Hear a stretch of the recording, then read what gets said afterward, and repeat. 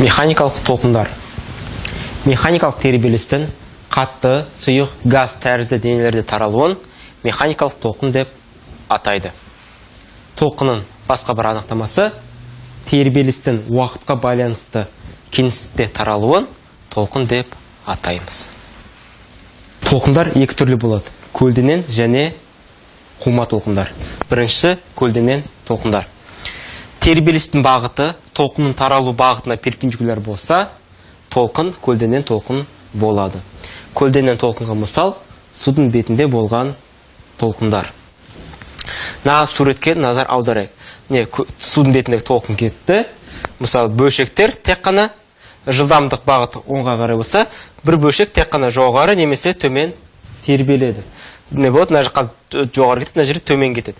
Сонда байқайтын болсаңыздар, бөлшектің тербелістері қозғалыс бағытына перпендикуляр болады.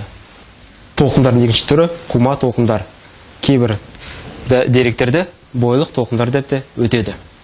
Тербелістің бағыты толқындардың таралу бағытымен бірдей болса, ондай толқындарды қума толқындар деп атайды. Мысалы, дыбыс. Дыбыс деген ауада қысымның тербеліс бағыты таралу бағытымен бірдей болады. Сондықтан, мысалы, дыбыс бұл қума толқын.